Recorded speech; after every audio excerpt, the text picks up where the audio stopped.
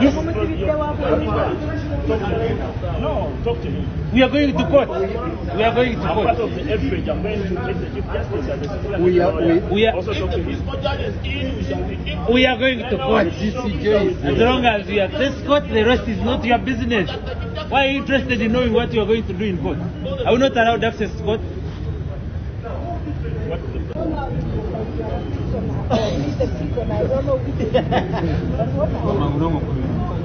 You think I am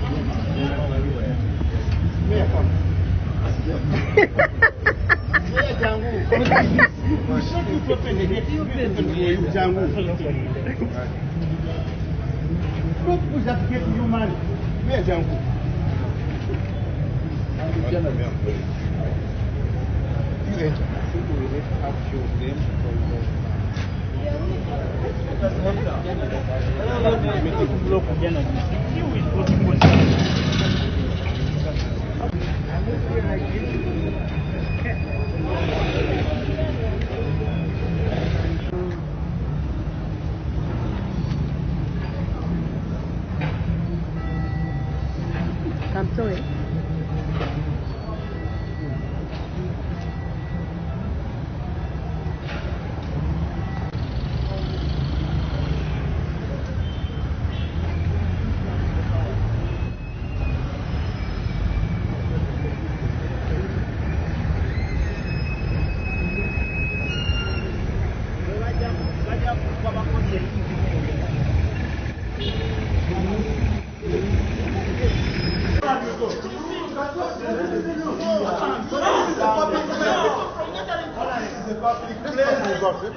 Identify yourself. Are you a police officer?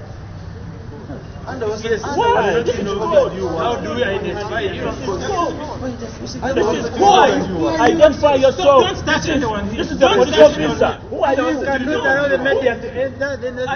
the people who do check out. No, and the media is this is the media.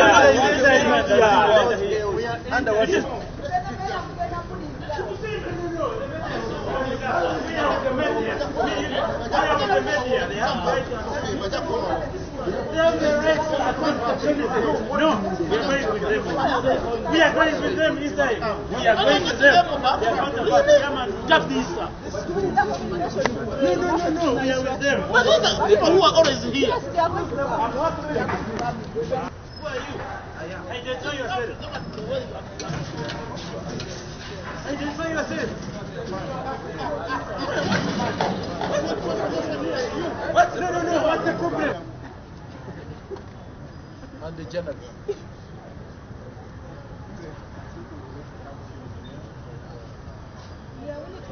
Let us enter.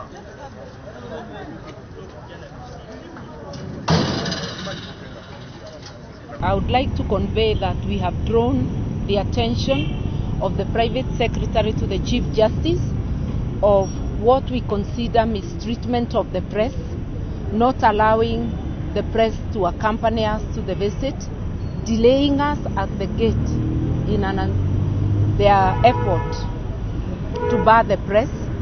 This is a public place. The press is a component of a public place. Trials should be public. A visit like this should be public, and a judiciary should be open.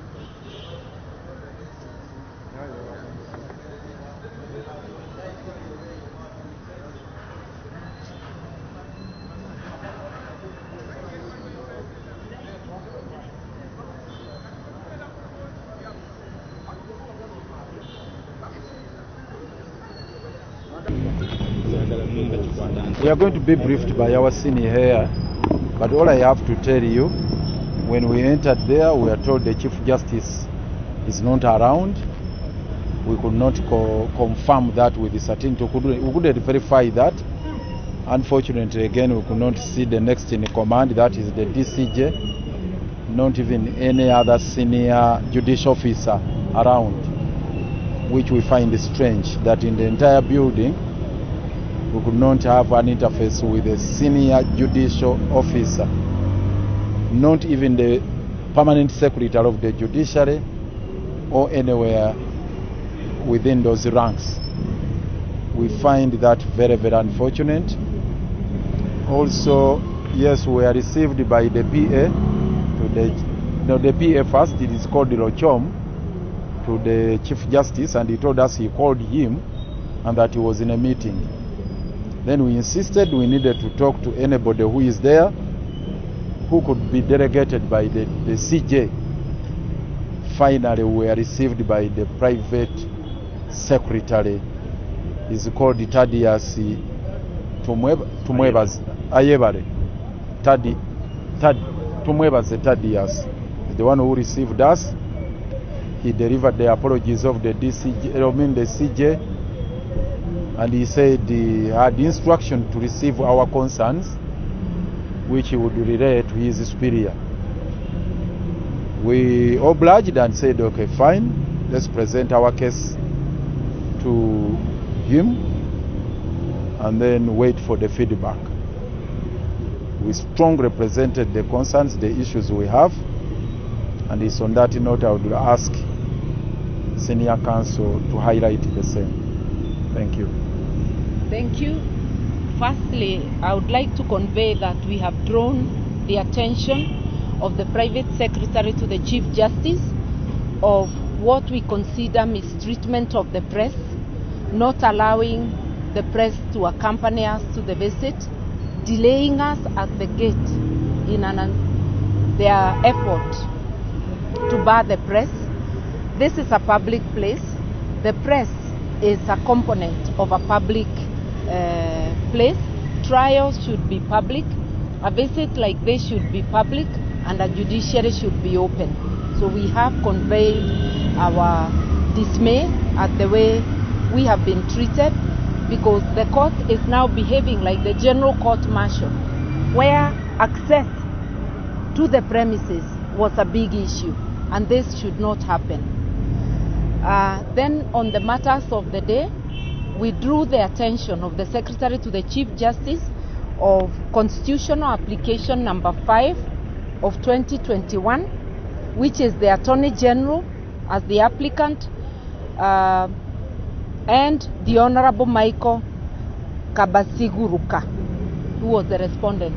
And in this case, the Supreme Court, in which the Chief Justice was a member and is still a member, made orders staying the ruling of the Constitutional Court that the General Court Martial should not try civilians, and taking the civilians there is unconstitutional.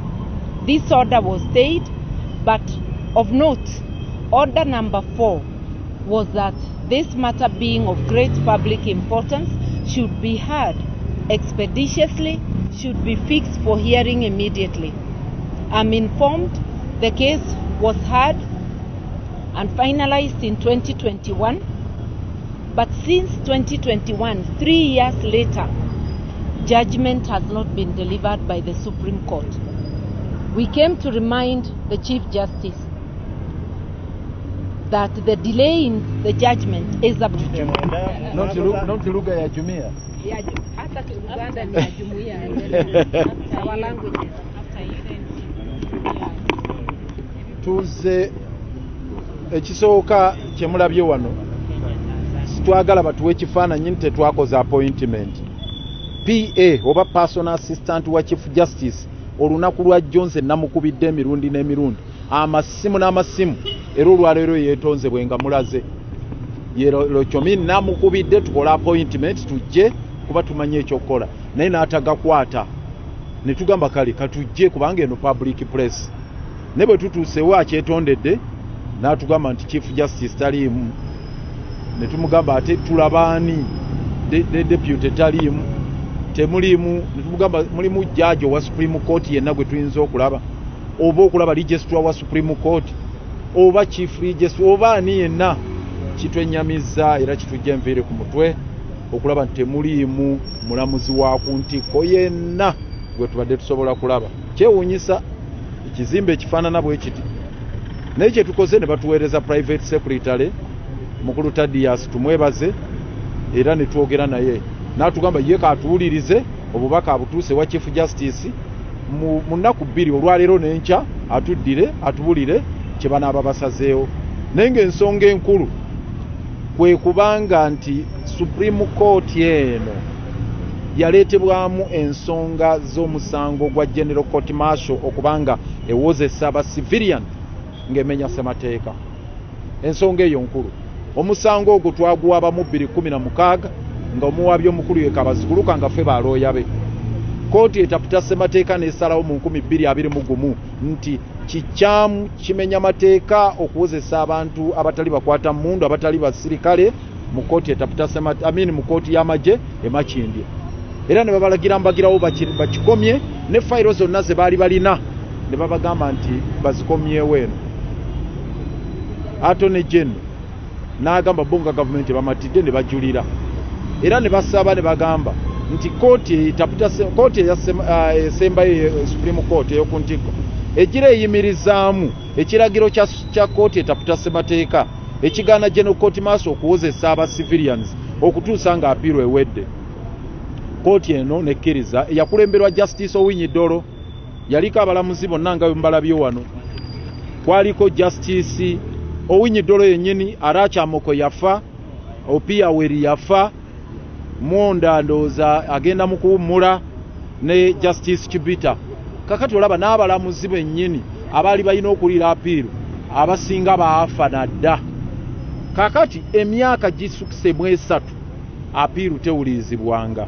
Ne General Court Martial egenda mu maaso n'okuwuliriza emisango n'okutulugunya abantu abaabulijjo ng'emenya ssemateeka. Kati babuulire kino. Kasita kooti etaputa ssemateeka egamba nti kyokola kikyamu ebeera declaration nti omenya ssemateeka ebeera declaration eba erina kgenda mu nkola amangu ago era tosobola na kugiyimiriza kubanga ye oba efuuse kiragiro kya ssemateeka kyennyini era ssemateeka yabaalagira ku ekyo.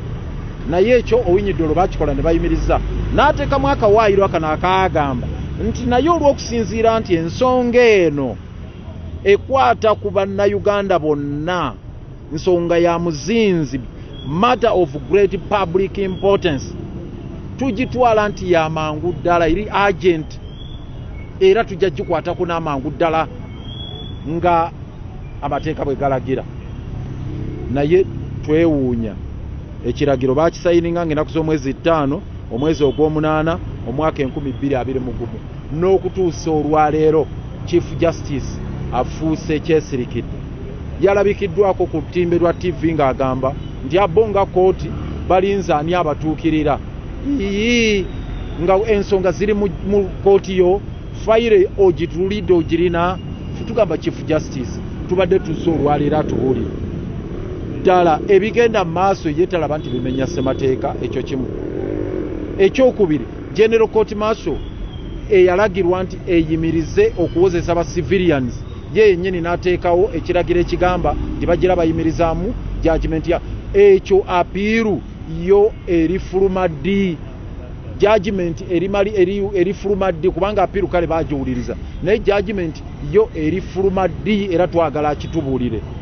N'ekisembayo ku ekyo lwaki tavaayo n'awisa administrative oba practice direction eraga nti okutuusa nga bafulumiza judgment yaabwe General Court Martial teteekeddwa kuliiza misango mipya ng'egya Dr. Besigye ne Lutale esigale nga kale fayiro ziri enkadde ze yalina nga constitutional court tenasalawo naye ate nazo nga teziwuliriza. In fact erina kusooka ng'eyimiridde okutuusa nga Supreme Court efulumiza judgment ku appeal. Kitukoze bubi tetusobodde kumulaba. Private secretary watugambye ensooka agenda zimutuusaako, tugenda kumulinda olunaku olw'enkya era bwe tunaaziba olw'enkya nga tetubawuliza nga tukomawo wano nga tudda nga tumugamba ssebo ensonga twaziteeka ku mmeeza.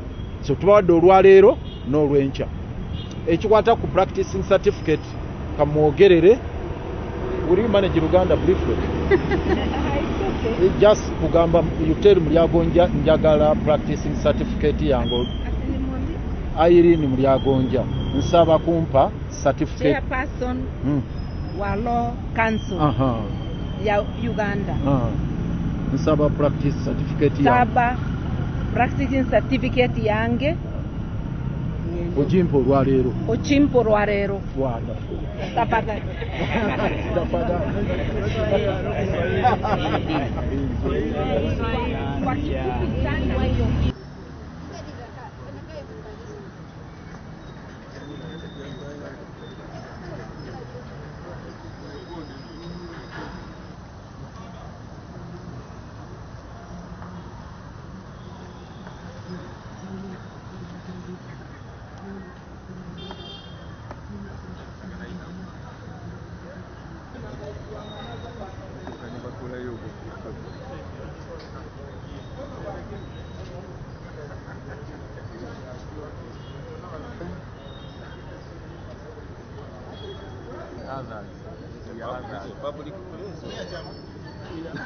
Ayitewa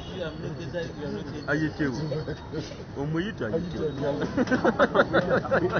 amuyita tamugulira amuyita amutya ayagala buuka ekisenge nenga joyita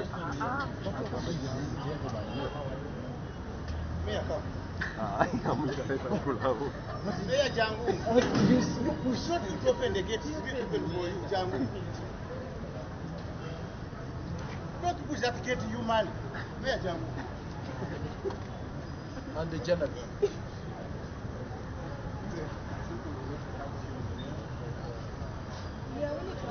Let us enter.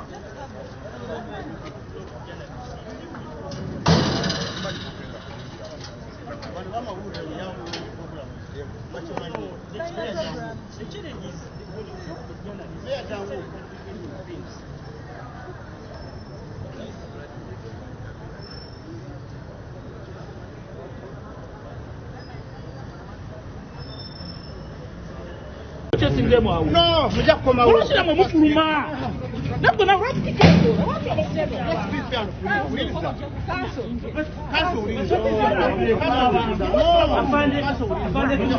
your problem here? There's no problem. I will not allow that. I will not allow that. It is not fair that we are not allowed access here. You see? We cannot access this court, and we know. Accessing God. No. We need an agreement for us to access God. Do it. That's too wrong. Which wrong? You are doing it wrong. Did I hear